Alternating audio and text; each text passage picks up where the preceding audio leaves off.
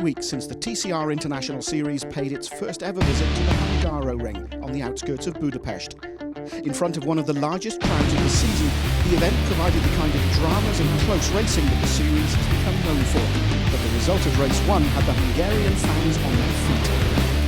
Having only turned 18 on the Wednesday before, Tassi took his first TCR victory, but there was more excitement to come.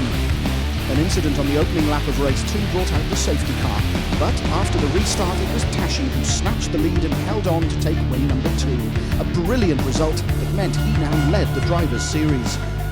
It was amazing, and that surprised me that I was leading and I'm leading the championship, but it doesn't mean anything because we know that it's a really tight championship here, and from race to race the leader is changing, so it's a good feeling, but we don't know. Fantastic couple of races. He was really fast, and the result was that he won 2 races. Attila now it's in the front. He deserved it. He did a very good weekend in Hungary. Also, I'm sure that we are here all to beat him. From Hungary to Germany and rounds 13 and 14 of the 2017 TCR International Series. Oschersleben is a far cry from the hustle and bustle of Budapest and lies midway between Hanover and Berlin. The motorsport arena saw several changes, some new faces and the return of Jan Lager to Leopard, making it a 3-car team.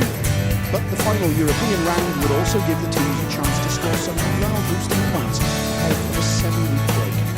The biggest change of all affected all 7 brands represented in Germany. A balance of performance weight break of either 10 or 20 kilos. Yeah, I'm happy. I feel lighter. Okay, I feel lighter, 20 kilo lighter. It's good, but this is for everybody or quite everybody. It will be for sure difficult to be competitive with Volkswagen and Seat for sure. The track will suit us pretty well, much better than fast track like Monza or Salzburg. So we'll see. We score some good points in Hungary. Now we have 3 cars in the team.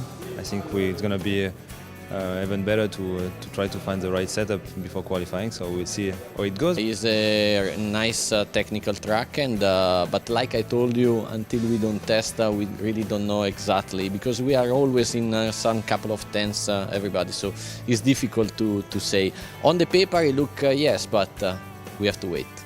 I think at this point of the season, it's like 8 races left, so we need to be really careful. I mean, really careful. We don't have to take any risky maneuvers or something. So only go for what is sure, so we can gain as many points as we can. Yeah, I prefer more technical tracks. That suits me better. I think it'll also suit our car this year as well. So we're hoping for a strong one. Fingers crossed. Qualifying took place on Saturday afternoon under blue skies and with air temperatures of around 25 degrees. Surprisingly perhaps, it was series leader Attila Tassi who was the early pace setter, despite the Honda carrying 30 kilos of success ballast. Soon, however, Tassi was replaced at the top of the timesheet, with both the Lukoil Craft Bamboo Seat of Pepe Oriola and then the WestCoast Racing Volkswagen of Gianni Morbidelli going quicker. For a brief moment, Oriola went fastest, then had his best lap disallowed for infringing track limits, while his teammate James Nash was running outside the top 12. The session was interrupted when Jens Renault Muller spun off at turn 7, dragging gravel onto the track. The marshals were quick to sweep away the gravel, and the session resumed with just under 12 minutes remaining. Despite running lighter than they had all season, the 2 come-to-you Audis failed to make it through to Q2, leaving it to one of the youngest drivers to show them how it was done. 17-year-old Luca Engstler went fastest with around 8 minutes left, with Jaap van Lagen also going through to Q2. In fact, all 3 of the Leopard Racing VWs went through, with Jean-Karl Vernay 6th quickest. Neither of the Alfa Romeos joined them, with Borkovic again struggling with power steering in 14th and David Kajaya 16th. 5th fastest, Dan Lloyd joined his 2 teammates Oriola and Nash in the 12 that continued, with Van Lagen 2nd quickest behind Morbidelli. The 5-minute gap between Q1 and Q2 gave the teams just enough time to change tyres and check their cars. The second stage of qualifying turned out to be a disappointment for Engstler, who could only record the 11th fastest time. But another teenager, Giacomo Altoe, was much happier with 6th place and a car that was now behaving itself. Pepe Oriola will start both races alongside Altoe after qualifying 5th, but it seemed it would be a Volkswagen on pole. With around 6 minutes of the session remaining, Morbidelli went fastest, and the Italian then had to wait and see what his rivals would do. It was Van Lagen who looked most likely to snatch pole away from Morbidelli, but the Leopard driver would have to settle for the second quickest time. Huff would end the session in 4th place, just under 4/10 off the fastest time, while a delighted Dan Lloyd just pipped the former world champion to qualify 3rd. In the final minute or so of the session, Vernay improved from 11th to 9th, and so will start the reverse top 10 race 2 from 2nd on the grid, alongside Matto Homola in the DG Sport Competition Opel Astra. This was how qualifying ended, with Morbidelli taking his first pole position for 14 months, ahead of Van Lagen, Lloyd, Huff and Oriola. After a very long time, so yeah, I'm really happy. I'm happy. I think, we needed that. We needed because the motivation was a little bit very low. It's good. It's good. We had a good performance this morning in practice. We carry on with the same performance. We have to do something good tomorrow as well. We need. And I'm happy for the guys. I want to thank WestCoast Racing. I want to thank the guys because they're working hard all the time. But until now, we had not the satisfaction that we expected, and it's good.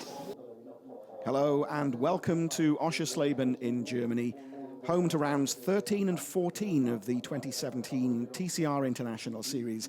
And you get a bird's eye view of this twisty, relatively short track, midway between Hanover and Berlin, in what used to be East Germany. 2 races for you this afternoon, both 17 laps, and a slight surprise, a welcome surprise for the West Coast Racing team.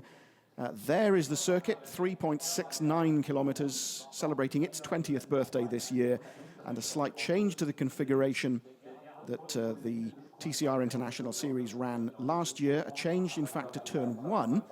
That doesn't seem to have bothered this man. Gianni Morbidelli on pole position for race 1 this afternoon, and his first pole position for 14 months. Imola last year, where we last saw Gianni Morbidelli on pole, the team having switched to the Volkswagen for this year, and finally West Coast Racing having got the Volkswagen working. Morbidelli then with Jaap van Lagen alongside him. Row 2, Dan Lloyd and Rob Huff. Row 3, birthday boy Pepe Oriola, Giacomo Altoe alongside him, James Nash and Roberto Colciago on row 4, Jean-Karl Vernay and Matto Homola row 5, Luca Engstler and Stian Paulsen row 6, Attila Tassi, Dusan Borkovic row 7, row 8 is David Kajaya, and joining the series Aurelien Panis. Then it's Stefano Camini with Ferenc Fitzer alongside in the Kia, Danny Cruz and Jens Rano Moller, Gregoire Demoustier and Duncan Indy, and right at the back of the grid you'll have seen there the Audi of Frederick Vervisch that had an engine change after qualifying yesterday, and so he will start from the back of the grid. The lights go on, we're seconds away. Watch Morbidelli. A decent enough start from Morbidelli because he admits he's not a great starter, but Rob Huff moving right up behind one of the Lukoil Craft Bamboo Seats. And indeed it's Dan Lloyd who tucks in behind Gianni Morbidelli as they go through the reprofile turn 1. An incident involving Tassi and Jean-Karl Vernay, I believe it is. And Van Lagen, you'll forgive me having dropped back to 7th, ahead of Giacomo Altoe. Homola makes up a place, look at Engstler 10th. Borkovic and Paulsen rounding off the top 12. Morbidelli then through turn 9. This is where they're watching for track limits. And Matto Homola in the Opel, straight through those knockdown barriers. Will there be a report from the judge of fact? That's the only area on the circuit where they're watching for track limit infringements this weekend. In the Hudson Junior Honda, contact between the pair, a little nudge from Stefano Camini. Outside the back of the points, Camini goes up the inside of Panis. They come across the start-finish line at the end of lap 1. And it looks like this. Morbidelli leads from Dan Lloyd, Huff, Nash, Oriola, Van Lagen, Colciago, Altoe. And indeed, Stian Paulsen dives up the inside of Dusan Borkovic, but Borkovic has the line. as Paulsen runs across the curb and the 62 Alfa Romeo takes the position back. There is de Moustier scrapping with Vavish, who's already made it up from back of the grid to 16th. And let's take a look back at the start. Morbidelli will be pleased that he's made a decent start after a succession of disappointing starts for him. Van Lagen drops back behind Huff. Lloyd gets up into second, so that's where it all happened. Let's take a look at the incident. And a tap from, I think, Luca Engstler. We're looking at Giacomo Altoe. As Paulsen again scrapping with Borkovic. As Comini gets into the action as well. Also passes the Alfa Romeo. Comini now defending from Borkovic. They head up to the left-hander at turn one. Borkovic, though, dives up the inside, or does he? No! Comini keeps the position.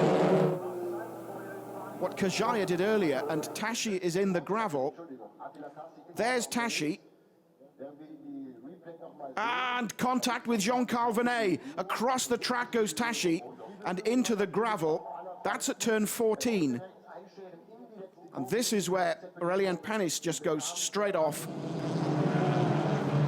Let's remind you then of the position so far as Van Lagen moves up into fifth. Gianni Morbidelli still leads ahead of Dan Lloyd. Rob Huff is third.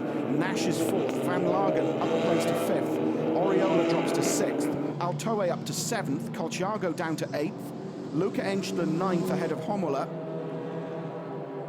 And in the background, and there is a puncture front left for Colciago. We talked about punctures earlier on, and we'd seen a few already this weekend. And Engstler also into the pits. Bonnet up. And what's the issue with the Volkswagen, I wonder? For the restart, Morbidelli though heads down to turn 14. Dan Lloyd with him. Then Huff. Then Nash. Then Van Lagen. Then Oriola.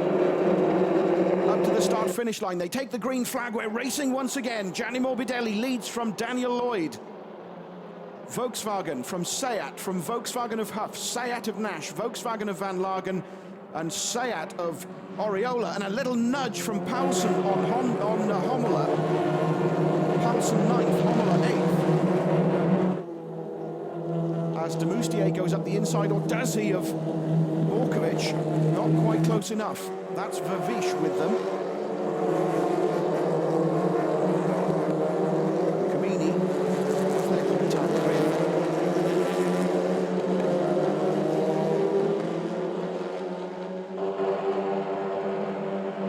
Apologies, that was Vavish with the other Opel. So Morbidelli, Lloyd, Huff, Nash, Van Lagen, Oriola, and Giacomo Altoe. Oh, and Van Lagen makes a mistake. He runs wide. So, plowing through the gravel, several places lost by Jan Van Lagen, who was fifth ahead of Pepe Oriola. Let's take a look at that again. And oh, just a little nudge from Oriola. That may also be something. Vernay gets a drive-through penalty. A penalty then for Jean-Karl Vernay for the collision with Attila Tassi.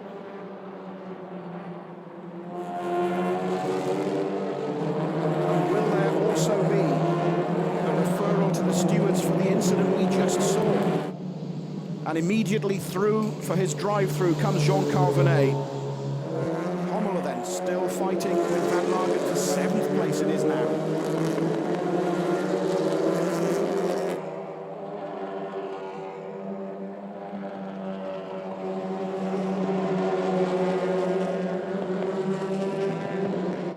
There is Oriola taking his drive-through.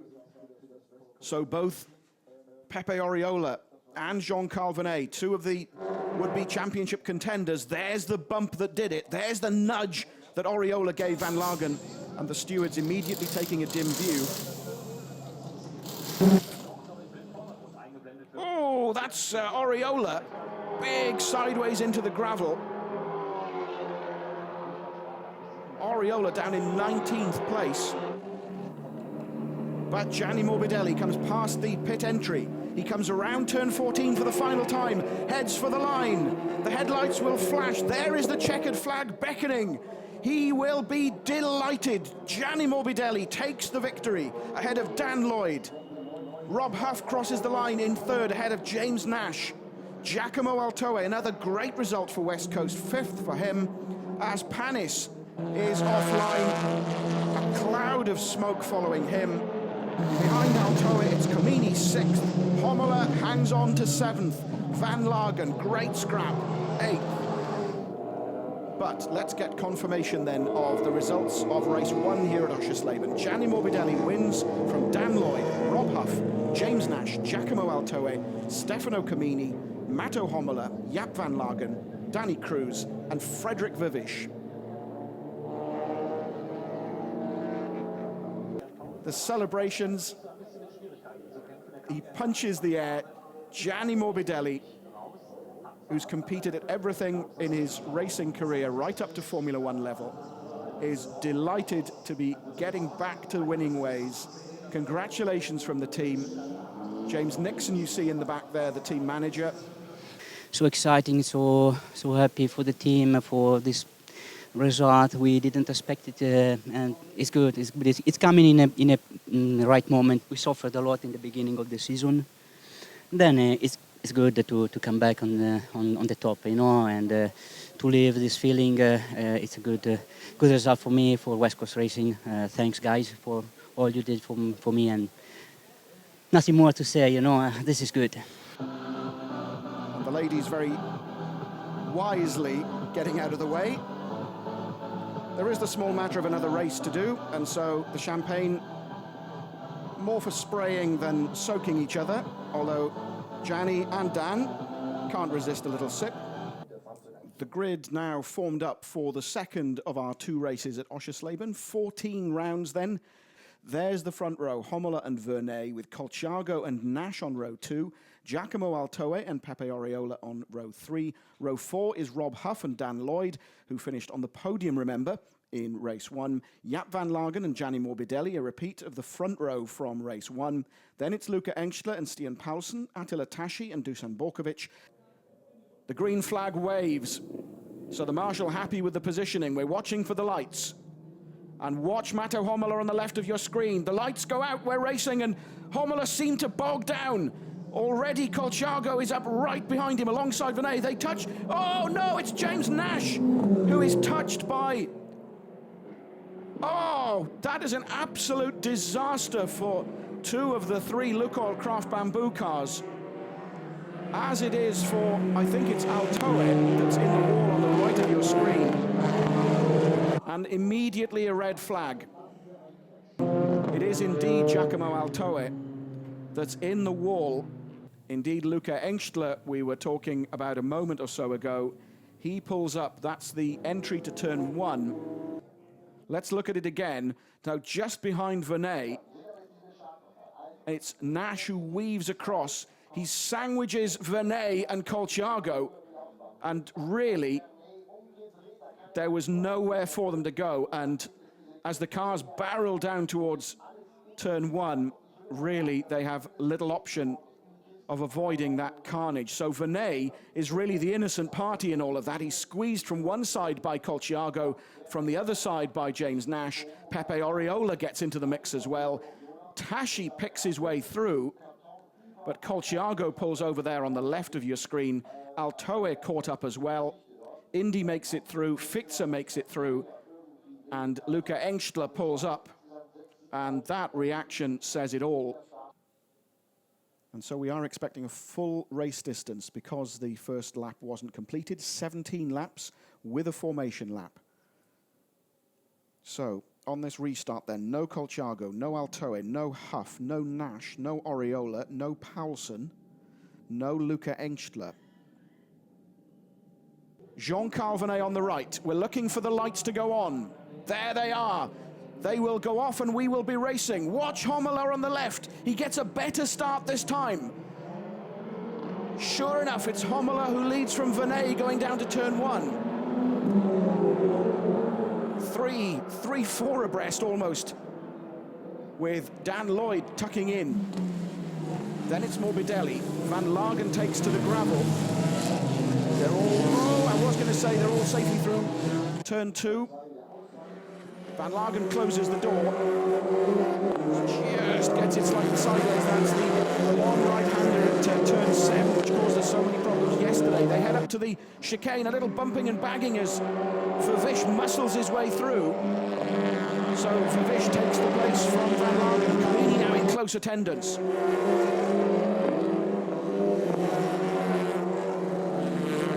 Again, Moller untidy through there. Oh, and that's... Is that turbo smoke, engine smoke, as Van Lagen, I think it is, who coasts to a halt. Van Lagen had been 6th. Kajaya, Tassi, Vervish, Moller. That's our top 10. More squeezing, more bumping and banging going on between Vervish and Tassi. And Vervish takes 8th away. Tassi, remember, having the 30 kilos of success ballast as Borkovic run wide, and again I suspect it's power steering, because he really just couldn't get it through the corner.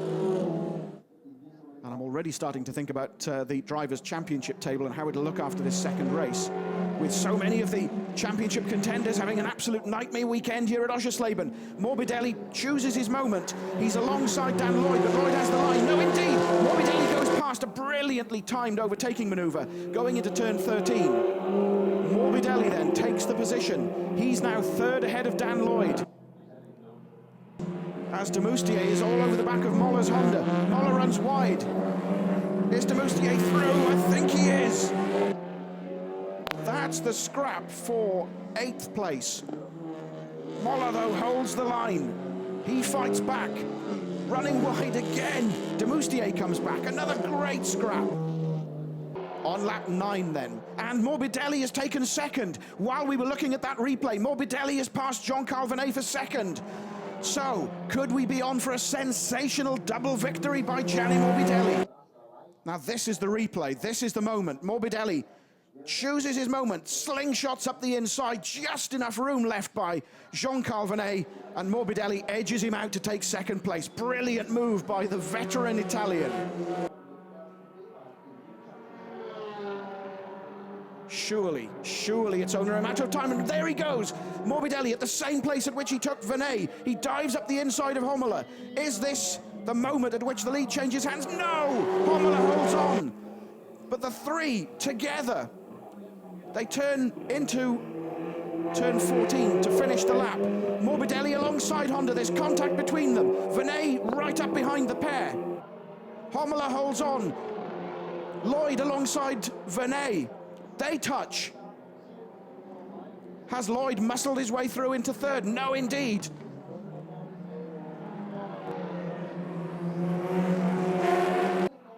Now this is potentially where Morbidelli will make his move. This is his last chance, I suspect. Is he close enough to Hommler? No, I don't think so. He'll still have a look. He slingshots alongside. Has he done it? Morbidelli takes the lead. Coming through the sequence at turn 11 and 12, he takes the lead at the very last chance into turn 14. Hommler, bitterly disappointed, dropping to 2nd place ahead of Jean-Karl Vernay, but up to the line to take the checkered flag. Gianni Morbidelli takes his 2nd win of the day, and who would have believed it? And you can see what that means to him. 3-4 corners from home, Morbidelli got past Hommler to record his 2nd victory of the day. Vernay finishes 3rd, Lloyd 4th, Camini 5th, Vervish, Indy, Moller, Kajaya, who actually retired, and Fitzer, who finished in the pits. That's our top 10. Fantastic. Yeah, what a race, unbelievable. I pushed it hard. I really did a very good job. I must say that I'm proud because I did a good job, nice overtaking. I attacked and I attacked in a proper way. I was lucky because in the first start, many cars in front of me, they crashed, they went out, but this is the race and I optimized my weekend. Gianni Morbidelli takes his second win of the day. Now, this is what I was looking for. Look at that. Morbidelli up into 8th place, still 76 points down, but a 55-point haul from a race weekend is possible, as he's just shown. And Jean-Karl Vernay moved back into the lead of the Drivers' Series.